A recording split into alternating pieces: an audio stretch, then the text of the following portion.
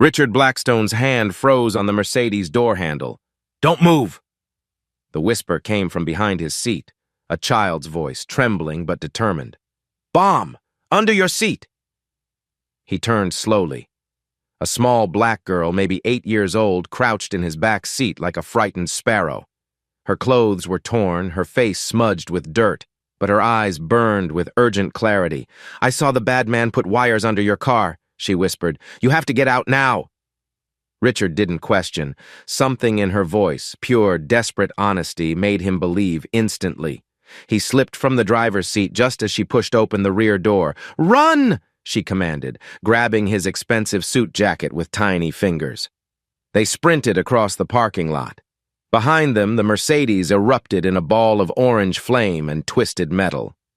Richard stared at the inferno, then at the child who'd saved his life without knowing his name.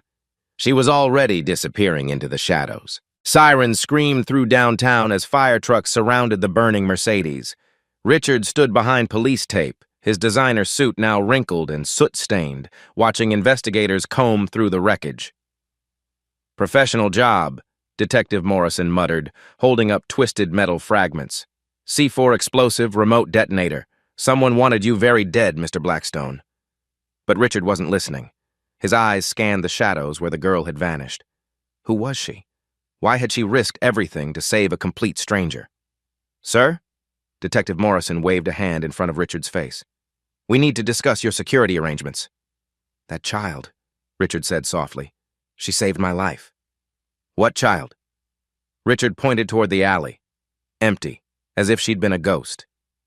3 blocks away, Keisha Washington slipped through a hole in the chain-link fence surrounding an abandoned parking lot.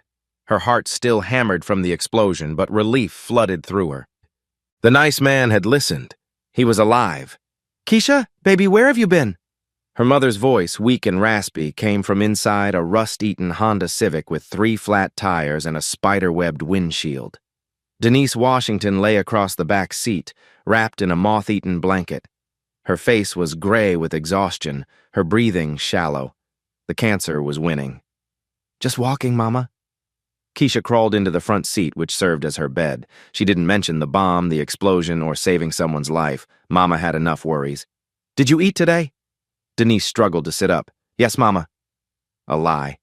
The soup kitchen had run out before Keisha reached the front of the line. "Good baby, you're such a good girl." Keisha smiled and tucked the blanket around her mother's shoulders. Through the cracked windshield, she could see smoke rising from downtown. She wondered if the man with kind eyes was okay. Back at Blackstone Industries, Richard paced his corner office overlooking the city. His assistant brought fresh clothes, but he couldn't focus on changing. The girl's face haunted him. Those eyes that had seen too much, the way she'd commanded him to run without a trace of hesitation. His business partner, Marcus Davidson, burst through the office door, his face a mask of concern. "Richard, thank God you're alive. I heard about the car. Someone tried to kill me, Marcus." Marcus's jaw tightened. "Who would do such a thing?" "That's what I intend to find out." Richard turned toward the window. "And I'm going to find the child who saved me." Marcus shifted uncomfortably. "Child?" "A little girl. She warned me about the bomb, risked her life for a stranger."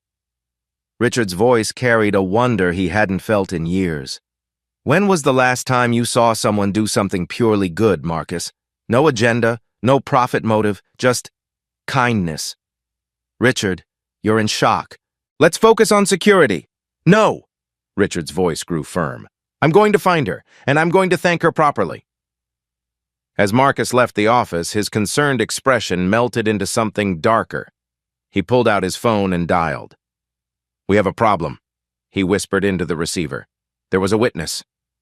Meanwhile, in the broken Honda, Keisha held her mother's hand as Denise drifted into fitful sleep. Outside, city lights twinkled like distant stars, each one representing a warm home, a full refrigerator, a safe bed. Keisha didn't envy the people in those homes. Grandma had taught her that happiness came from doing right, not having much. Today, she's done right. A man was alive because she'd chosen to help instead of hide. That had to count for something. She pressed her face against the cold window and whispered a prayer for the kind-eyed man, hoping he'd stay safe. She didn't know that across the city that same man was moving heaven and earth to find her. She didn't know that her simple act of kindness had set wheels in motion that would change both their lives forever.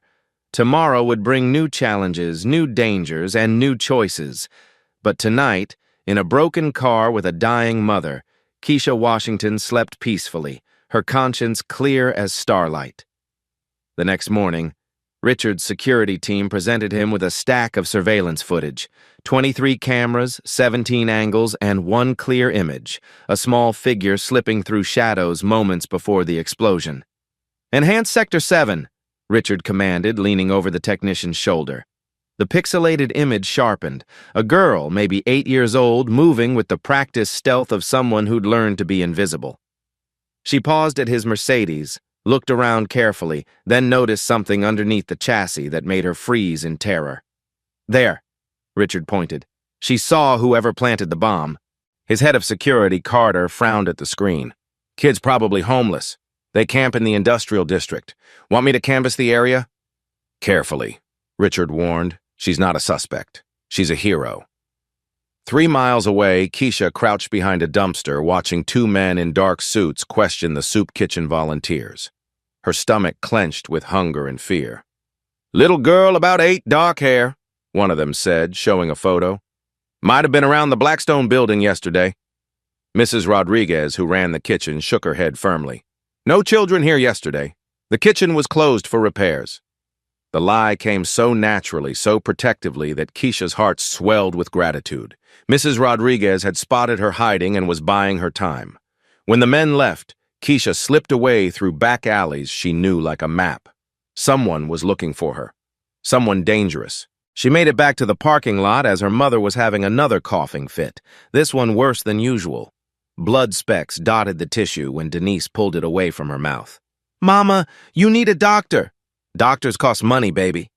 Denise's voice was barely a whisper. "Money we don't have." Keisha bit her lip. The free clinic had a 3-week waiting list. 3 weeks her mother didn't have. "I saw something yesterday," Keisha said quietly. "Something bad." Denise struggled to focus. "What kind of bad?" "A man putting wires under a fancy car, then later, boom." Keisha gestured toward downtown where smoke still wisped skyward. "But I told the carman to run. He's okay." "Oh, baby." Denise's eyes filled with tears. "You can't get involved in grown-up problems, promise me." But it was too late. The grown-up problems had already found them. At Blackstone Industries, Marcus Davidson paced his office like a caged predator. His phone buzzed with updates from his hired men. "Still no sign of that kid," the voice reported. "But we're getting close. Someone's protecting her." Marcus's jaw tightened. The bomb should have ended this cleanly. Richard dead, Marcus inheriting control of the company through their partnership agreement, plus a hefty life insurance payout. Simple. Profitable. Now there was a witness, a child who'd seen him plant the device. "Find her," Marcus snarled into the phone. "And when you do, make sure she can't talk to anyone. Ever." He hung up and composed his face into concern just as Richard knocked on his door. "Any leads on who might want you dead?" Marcus asked, playing his role perfectly. Richard shook his head. "But I'm going to find that girl. She deserves to be rewarded for her courage. Richard, maybe you should let sleeping dogs lie. Whoever did this might target anyone connected to you. Are you saying I should abandon the child who saved my life?" Marcus's smile didn't reach his eyes. "I'm saying some stones are better left unturned." After Richard left, Marcus made another call. "Change of plans. Find the girl, but don't harm her yet. Use her as leverage. If Richard gets too close to the truth, we'll need insurance." Back in the abandoned lot, Keisha watched her mother sleep and felt the weight of impossible choices. Save a stranger and endanger her family. Stay silent and let evil win. Grandma's voice echoed in her memory. "Baby girl, sometimes doing right feels wrong at first, but wrong, that feels right, that's the devil talking." Keisha pulled her thin jacket tighter and made her decision. Tomorrow she'd find the kind-eyed man, not for reward or recognition, but because the men in dark suits were still looking for her, which meant they were still dangerous. If she was going to be hunted anyway, she might as well help catch the real monster. Richard found her at dawn, sitting on the steps of St. Mary's Cathedral. She looked even smaller in daylight. A tiny figure wrapped in a jacket 3 sizes too big, watching the sunrise paint the sky in shades of hope. "You're a hard person to find," he said gently, settling beside her on the cold stone steps. Keisha tensed, ready to bolt, but something in his voice stopped her. No threat, no demand, just gratitude. "You're the car man." Not a question. "Richard Blackstone." He extended his hand formally, as if she were an important business partner. "And you saved my life." Keisha studied his face, the kind eyes she remembered now creased with exhaustion and worry. Slowly, she shook his hand with her small, cold fingers. "Keisha Washington." "Nice to meet you, Keisha Washington." Richard's voice carried genuine warmth. "I owe you everything." "You don't owe me anything." She pulled her jacket tighter. "Mama taught me to help people. That's just what you do." Richard felt something crack open in his chest. When had he last heard such simple, pure morality? In his world, everything had a price, an angle, a hidden agenda. "Your mama sounds wise." Keisha's expression clouded. "She's sick. I'm really sick. And men in suits have been asking about me." Her young voice carried old fear. "I think they're the bad men." "What bad men?" "The ones who put the bomb under your car." Keisha looked directly at him. "I saw everything." Richard's blood chilled. This child wasn't just his savior. She was the key witness to his attempted murder, and someone was hunting her. "Keisha, I need to ask you something very important. Do you trust me?" She considered this seriously, studying his face with the intensity of someone who'd learned to read adults for survival signs. "My grandma used to say you can tell good people by their eyes. Scared people got shifty eyes. Mean people got dead eyes. Good people—" She tilted her head. "Good people got sad eyes, like they care too much about everything." Richard almost smiled. "And what kind of eyes do I have?" "Sad ones, but the kind of sad that wants to fix things." She paused. "Yeah, I trust you. Then let me help you. Let me protect you and your mother. We don't take charity." Pride straightened her small shoulders. "It's not charity. It's payment for saving my life, a debt I need to repay." Keisha shook her head firmly. "Doing right ain't supposed to get you paid. That's just being good." Richard stared at this 8-year-old philosopher who spoke wisdom his Harvard MBA had never taught him. In her tattered clothes and with her empty stomach, she had more integrity than most people in his boardroom. "What if I told you that letting me help would actually help other people too?" Keisha's eyes sharpened with interest. "The men who tried to kill me, they're going to hurt other people if we don't stop them, but I need your help to catch them. I need to know what you saw." "And if I help you catch the bad men, you'll make sure they can't hurt anybody else?" "I promise." Keisha stood up, decision made. "My mama's in the old parking lot on 7th Street. She needs medicine real bad." Her voice stayed strong, but her hands trembled slightly. "And Mr. Richard? The bad man who planted the bomb? I know his face. I seen him before, talking to other men in suits, planning things." Richard rose beside her. "Will you show me?" "Yeah, but first we gotta help my mama." She looked up at him with those ancient eyes. "That's the deal. You help the people who need help first, then we catch the bad guys." As they walked towards 7th Street, Richard realized that in trying to save Keisha, she was teaching him how to save himself. The abandoned parking lot looked like a graveyard for broken dreams. Rust-eaten cars sat on flat tires, some missing doors, others serving as makeshift shelters. Richard's pristine suit felt obscene against such desperate poverty. "Mama, I brought help!" Keisha called softly to the Honda Civic. Denise Washington emerged slowly from the back seat, her movements careful and pained. When she saw Richard, suspicion flashed across her gaunt features. "Keisha, baby. Who is this man?" "The one I told you about. From the car." Richard stepped forward, removing his expensive watch and wedding ring, placing them in his jacket pocket. Small gestures, but they softened his imposing presence. "Mrs. Washington, your daughter saved my life yesterday. I'd like to return the favor." Denise's laugh turned into a coughing fit that left blood on her lips. "Mister, you can't save what's already dying." "Mama, don't say that." Keisha's voice cracked. Richard knelt down to Denise's eye level. "My company has a relationship with Mercy General Hospital, the best oncology department in the state. Let me make some calls." "We can't pay. I'm not asking you to." Richard's voice remained gentle. "Your daughter risked her life to save mine. The least I can do is ensure you get proper medical care." Denise studied his face, searching for the catch, the hidden price. She'd learned that kindness from rich people usually came with strings attached. "What do you want from us?" "The truth about what Keisha saw, and your permission to protect you both while we figure out who tried to kill me." 30 minutes later, an ambulance arrived. Not the underfunded city service, but a private medical transport Richard had arranged with a single phone call. As paramedics checked Denise's vitals and prepared her for transport, Keisha held her mother's hand. "Mr. Richard, this lady needs immediate admission," the lead paramedic reported. "Stage 4 lung cancer, pneumonia complications. Should have been hospitalized weeks ago." Richard nodded grimly. In his world, money solved problems instantly. In Keisha's world, people died because they couldn't afford to live. As they drove to the hospital in Richard's replacement car, a modest sedan that wouldn't draw attention, Keisha sat in the passenger seat, staring out at the city she'd never seen from this angle. "Tell me about the bomb," Richard said gently. "I was looking for food in the dumpsters behind your building. Sometimes the restaurant throws away good stuff." No shame in her voice, just matter-of-fact survival. "I saw a man in a fancy suit kneeling by your car. I had a bag with wires and stuff. Can you describe him? Tall, white, gray hair, but not old gray, expensive gray, and he kept checking his watch like he was timing something." Richard's stomach dropped. Gray hair, expensive suit, always checking his watch. The description fit Marcus Davidson perfectly. "Keisha, did you see his face clearly?" "Real clear. He was maybe 10 feet away. And Mr. Richard?" She turned to face him. "He looked at your building and smiled. Not a nice smile, a mean one, like he was happy about something bad."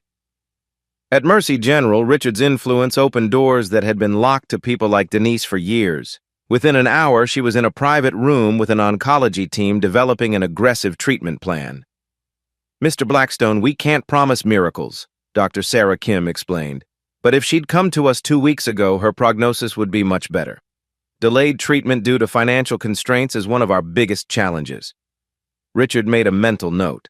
Another problem his foundation would address. In the hospital room, Denise looked smaller against the white sheets, but her breathing was already easier thanks to IV antibiotics and oxygen support. "Mama, you gonna be okay?" Keisha whispered, holding her hand. "Because of your courage, baby girl." Denise's voice was stronger already. "You saved this man, and now he's saving us." Richard stepped forward. "Mrs. Washington, I need to ask something difficult. The man who tried to kill me, I think I know who it is. But if I'm right, you and Keisha could be in danger. I can provide protection, safe housing, and security, but it means trusting me completely." "Mama, he's got sad eyes," Keisha said. "The good kind of sad." Denise smiled weakly. "My grandmother always said you could judge a man by how he treats children and people who can't do nothing for him." She looked at Richard. "You didn't have to help us, but you did, without asking for anything back." "Then you'll let me protect you?" "We'll help each other," Denise corrected. "That's how good people do things." 2 hours later, in Richard's downtown office, security cameras revealed the truth. The timestamp showed Marcus Davidson in the parking garage at 4:17 p.m. the previous day, carrying a small black bag. At 4:22 p.m., he emerged empty-handed, checking his watch and smiling. "Son of a bitch," Richard whispered. His business partner, his friend of 15 years, had tried to murder him. "Mr. Richard?" Keisha studied the frozen image on the screen. "That's him. That's the bomb man. Why would he want to hurt you?" she asked with the directness only children possessed. "Money," Richard said simply. "If I died, he'd inherit my company. $50 million. $50 million? Keisha's eyes widened. "That's enough to feed every hungry kid in the city." Her innocent observation hit Richard like a physical blow. Marcus was willing to kill for money that could save thousands of lives instead. "We're gonna stop him, right?" Keisha asked. Richard looked down at this 8-year-old girl who'd saved his life, trusted him completely, and now spoke of justice with unwavering certainty. "Yes, we're going to stop him." "Good." Keisha nodded firmly. "Bad people shouldn't win. Ever." As Richard arranged for a safe house and round-the-clock protection, he realized something profound had shifted. 24 hours ago, his biggest concern had been quarterly profit margins. Now he was ready to risk everything to protect a homeless child who'd shown him what real courage looked like. Keisha Washington had saved more than his life. She'd saved his soul. The safe house sat in an upscale residential neighborhood, a two-story colonial with a white picket fence that looked like something from a magazine. For the first time in months, Keisha slept in a real bed with clean sheets that smelled like lavender instead of car exhaust. She woke to sunlight streaming through actual curtains, not cracked windshields. For a moment, she forgot where she was and panicked, looking for her mother. Then memory returned. Mama was safe at the hospital, getting medicine that actually worked. Downstairs, Richard sat at the kitchen table, surrounded by financial documents and legal files. Dark circles under his eyes suggested he hadn't slept at all. "Morning," he said, looking up as Keisha padded into the kitchen in borrowed pajamas 3 sizes too big. "How did you sleep?" "Like the dead." She paused, realizing what she'd said. "Sorry, bad words." "Not bad words, honest words." Richard smiled tiredly. "Hungry?" The refrigerator was full of food, more food than Keisha had seen in one place outside of grocery stores. Real milk, fresh fruit, sandwich meat that wasn't expired. She stared in wonder. "Can I really eat anything? Anything you want?" She made herself a peanut butter sandwich with thick slabs of grape jelly, eating slowly to make it last. Richard watched her careful, grateful way of eating and felt his anger at Marcus burn hotter. "What are all those papers?" she asked, nodding toward his work. "Evidence, bank records, insurance policies, business contracts. I'm building a case against Marcus." "Like a puzzle?" "Exactly like a puzzle, and you're the most important piece." Richard leaned back in his chair. "Without your testimony, he could walk free." Keisha considered this seriously. "If he walks free, he'll hurt other people." "Yes." "Then we can't let that happen." Simple, direct, no room for negotiation. Richard's phone buzzed with an update from the hospital. Denise was responding well to treatment, her oxygen levels improving, the infection clearing. For the first time in weeks, she was sitting up and asking for her daughter. "Can we visit Mama today?" "Of course, but we'll have security with us, just to be safe." Keisha nodded, then surprised him by reaching across the table to pat his hand. "Thank you for taking care of us. Grandma always said kindness comes back around. Maybe this is your kindness coming back." Richard stared at her small hand on his and realized she was probably right. Marcus Davidson stared at the hospital surveillance footage on his laptop screen, his manicured fingers drumming against his mahogany desk. There was Richard, walking into Mercy General with a small black girl and an obvious bodyguard. "So he found his little witness," Marcus muttered, closing the laptop with a sharp snap. His phone rang. "We've located them both," the gravelly voice reported. "Hospital's crawling with private security, but we have eyes on the safe house too." "Don't touch them yet. I have a better idea." Marcus walked to his office window, overlooking the city he'd planned to rule after Richard's convenient death. Now everything was falling apart because of one homeless child's inconvenient heroism. At the hospital, Denise looked more alive than she had in months. The gray pallor was fading, replaced by a healthy flush as the antibiotics fought her infection. She sat up in bed, actually hungry for the first time in weeks. "Look at you," she said, smoothing Keisha's hair. "Clean clothes, full belly. You look like a regular little girl instead of—" "No, instead of a street kid," Keisha finished matter-of-factly. "It's okay, Mama. I know what we were." "What we are," Denise corrected firmly, "is survivors. And now we're something else too. We're family to someone who cares." Richard stood by the window, his security chief Carter murmuring updates in his ear. Everything seemed secure, peaceful even. That should have been his first warning. The attack came at sunset, just as visiting hours ended.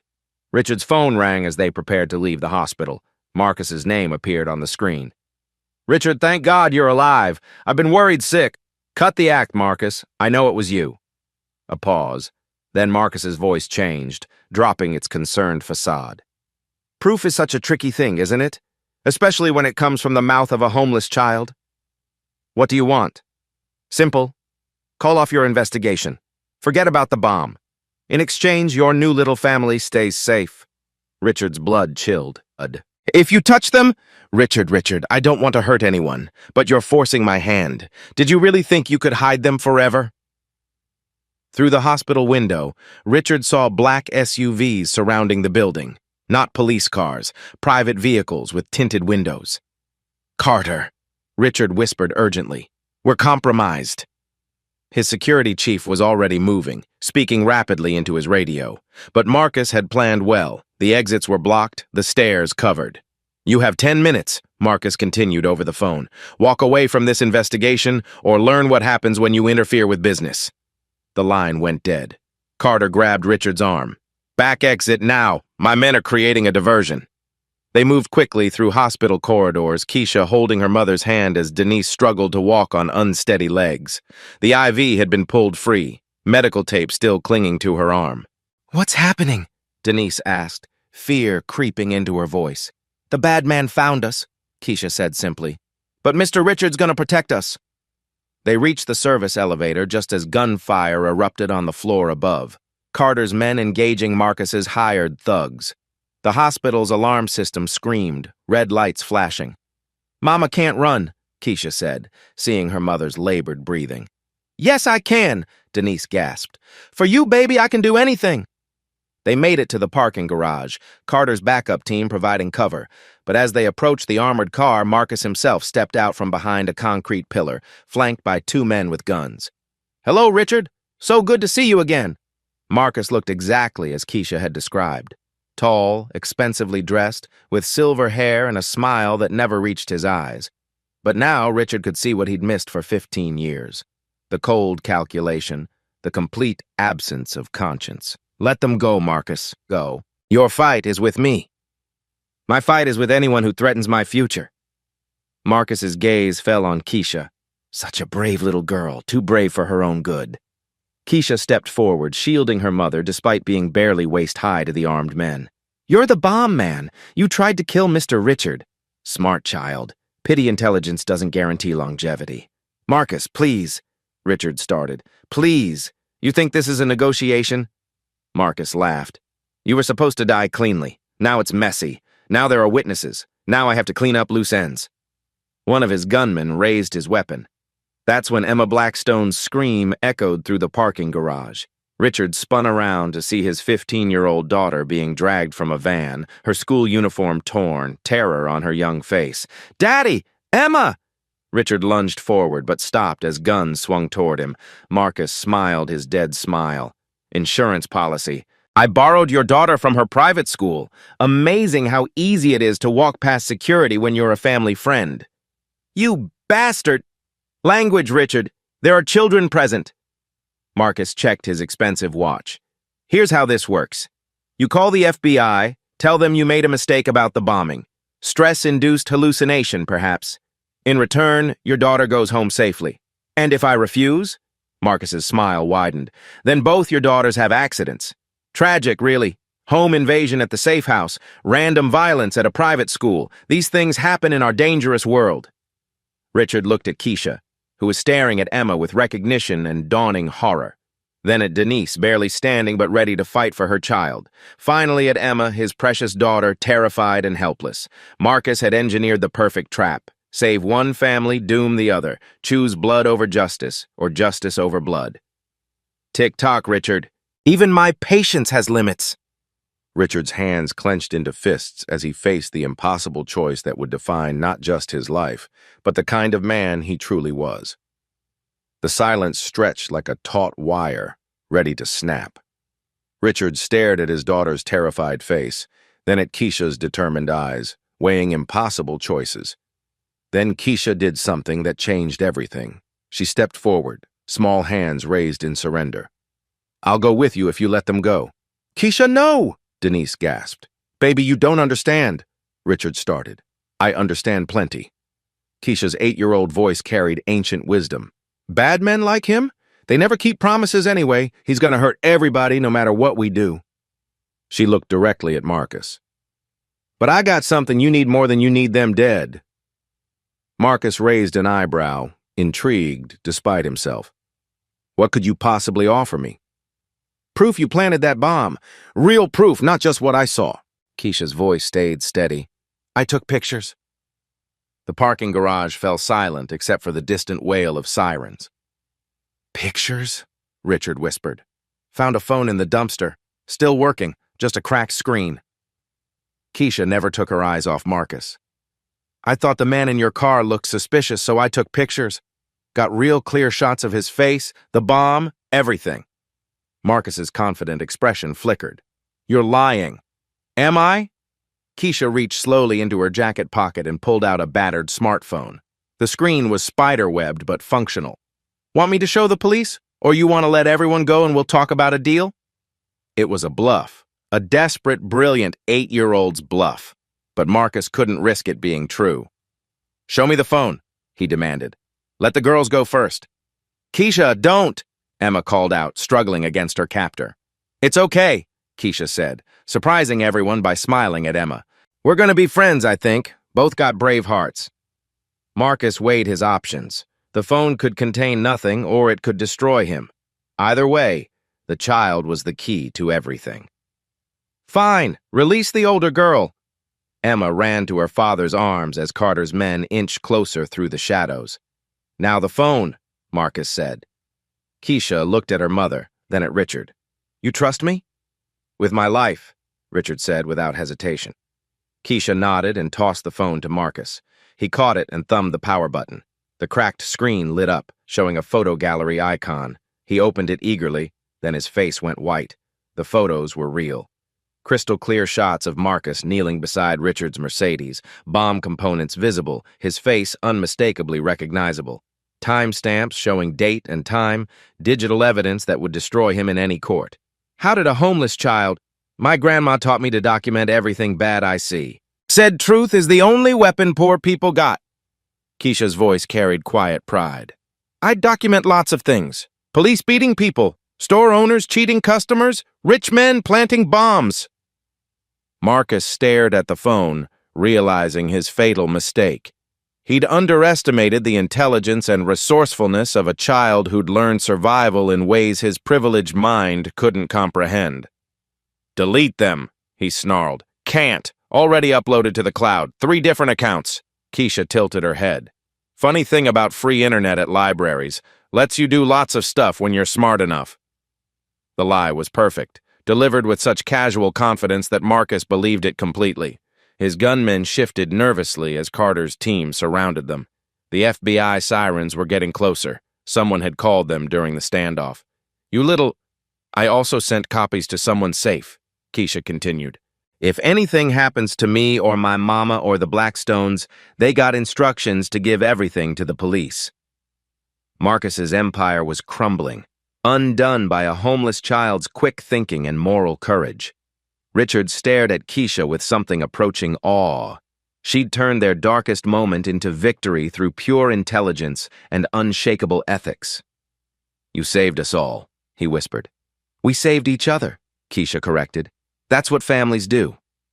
As FBI agents poured into the parking garage, Marcus realized his final fatal error. He'd tried to intimidate someone who had nothing left to lose and everything to fight for. The child he'd dismissed as powerless had just destroyed him with nothing but a broken phone and an unbreakable spirit. FBI agent Sarah Carter arrived with a tactical team and 15 years of experience reading crime scenes. What she found in the parking garage was a standoff that defied every protocol manual ever written. Mr. Blackstone, step away from the suspects, she commanded, but her eyes were drawn to the small girl standing fearlessly between armed men and hostages. Agent Carter, Richard called out, relief flooding his voice. This is Keisha Washington. She has evidence of the bombing attempt.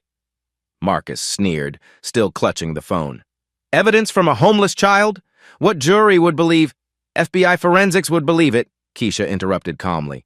Pictures got metadata, GPS coordinates, digital signatures, all that CSI stuff. She looked at Agent Carter. You're going to want to see this phone, ma'am.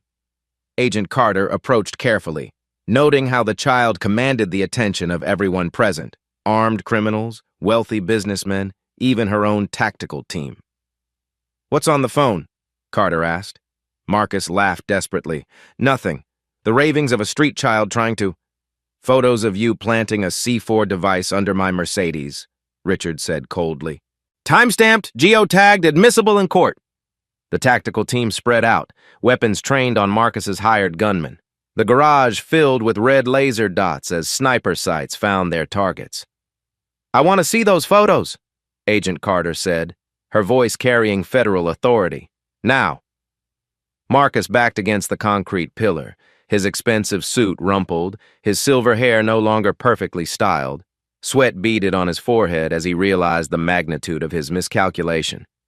You don't understand the situation, Marcus said desperately. Richard's company is worth hundreds of millions. The board was planning to force him out anyway. I was protecting our investors, our employees. By murdering him? Carter's voice carried disgust. It was supposed to be clean, quick. No one else was supposed to get hurt. Marcus's polished veneer cracked completely. Business decisions sometimes require difficult choices. No, Keisha said quietly, her voice carrying across the tense garage. Hurting people ain't never a business decision. That's just being evil and calling it something fancy. Marcus stared at her with a mixture of hatred and grudging respect. You have no idea what you've done, child. The economic implications. I know you tried to kill a good man for money, Keisha interrupted, and I know that's wrong no matter how much money it is. Agent Carter signaled for the phone. Marcus looked around wildly, at his hired thugs now facing federal agents, at Richard's triumphant expression, at 15 years of carefully built lies crumbling into criminal charges. The photos, Carter demanded. Marcus's hand trembled as he held up the device. The cracked screen reflected the garage's fluorescent lights like broken promises. These pictures will destroy everything I've worked for, he whispered. Good, Keisha said simply. Bad things should be destroyed. Agent Carter secured the phone and immediately began examining the photos.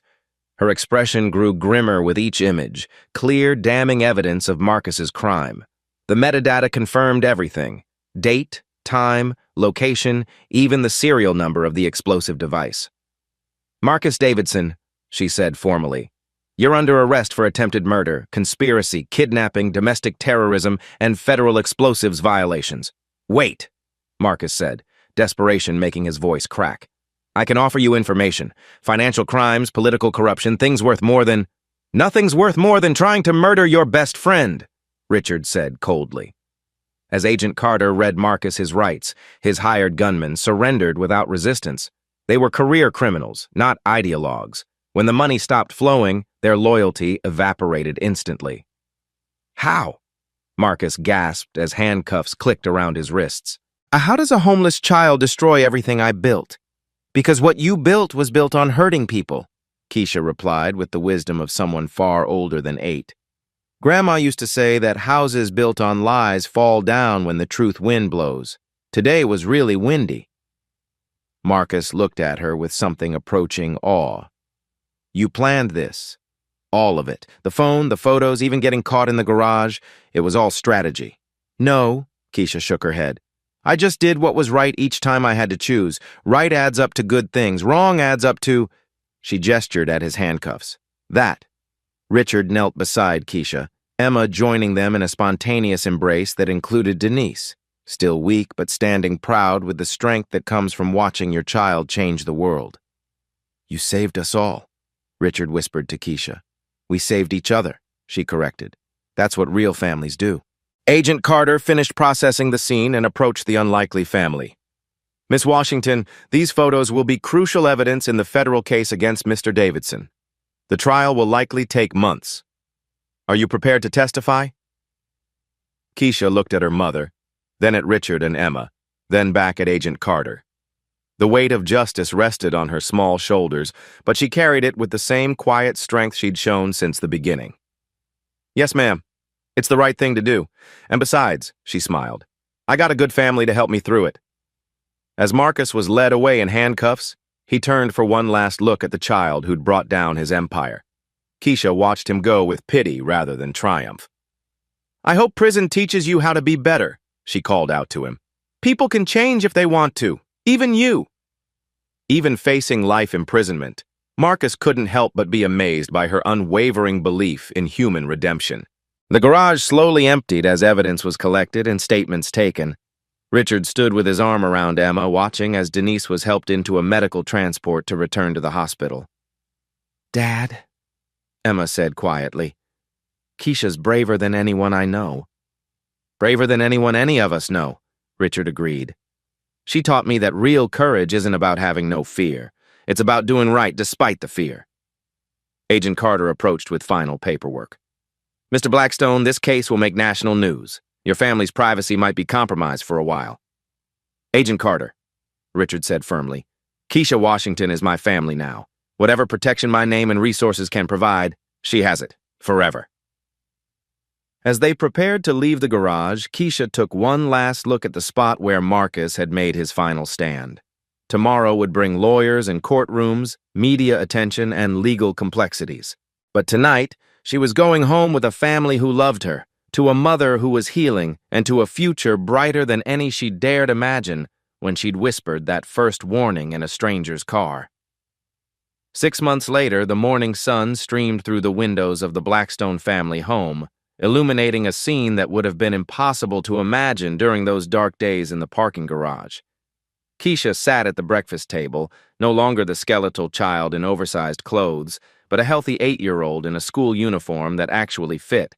Her hair was braided with colorful ribbons, Emma's handiwork, and she was helping her adoptive sister with algebra homework. "If Train A leaves Chicago at 60 miles per hour," Emma read aloud. "Why does anybody need to know when trains are going to meet?" Keisha interrupted, making Emma laugh. "Just get on the train when it comes." Richard entered the kitchen, adjusting his tie. The past 6 months had changed him too. The lines around his eyes spoke of laughter now instead of stress, and his morning routine included hugging his daughters before checking his phone. "Ready for the big day?" he asked Keisha. Today was Marcus Davidson's sentencing. The trial had been swift and decisive. The photographic evidence, combined with Keisha's clear, unshakable testimony, had left no room for doubt. Marcus had eventually pleaded guilty to all charges in exchange for life imprisonment instead of the death penalty. "I'm ready," Keisha said simply. She'd grown into a role as the key witness with remarkable composure, never wavering in her commitment to justice. "I still can't believe you made up that whole thing about uploading photos to the cloud," Emma said, shaking her head in admiration. "Wasn't lying exactly," Keisha grinned. "I said, if anything happens to me, someone's got instructions to give everything to the police. That someone was me, and my instructions to myself was to give the phone to Agent Carter." Richard laughed, marveling again at his younger daughter's quick thinking and ethical flexibility. The sound of car doors slamming announced another arrival. Denise Washington, now Denise Blackstone Washington, came through the front door, her arms full of files from her new job as Director of Community Outreach for the Blackstone Foundation. "Morning, family," she called out, her voice strong and healthy. The cancer was in remission, her treatment successful, and she'd found purpose in helping other families navigate the system that had nearly failed her own. "Mama, you look fancy," Keisha said, admiring her mother's professional attire. "Got a meeting with the mayor about the new homeless shelter. Turns out having survived homelessness gives me some credibility in these discussions." Denise kissed her daughter's forehead. Funny how life works out. At the courthouse later that morning, Marcus Davidson stood before the judge, looking older than his years. His expensive suits were gone, replaced by prison orange. But when he saw Keisha in the gallery, something like respect flickered in his eyes. Judge Patricia Coleman read the sentence: life imprisonment without possibility of parole. 1 year later, Keisha stood before a room full of homeless children at the new Blackstone Community Center. At 9 years old, she'd become something she never expected: a teacher. "The most important thing Grandma taught me," she told the wide-eyed audience, "is that doing right doesn't depend on having much. Sometimes the people with the least got the most to give." In the back of the room, Richard watched his daughter with quiet pride. The foundation now operated 12 shelters, 3 medical clinics, and an after-school program that fed and educated hundreds of children daily. "Some of you might be scared," Keisha continued, "living in cars or sleeping in places that ain't safe. But being scared doesn't mean being helpless. Scared can make you smart, make you brave, make you notice things other people miss." She pointed to a photo on the wall, Her and Richard the day she'd warned him about the bomb, both covered in soot, both alive because of a child's courage. That man became my daddy because I chose to help instead of hide. Now we help people together, and someday when you're ready, you can help people too. After the presentation, as families gathered for dinner in the center's warm dining hall, Keisha pulled Richard aside. "Daddy, you know what I figured out?" "What's that, sweetheart?" "Kindness ain't just about being nice.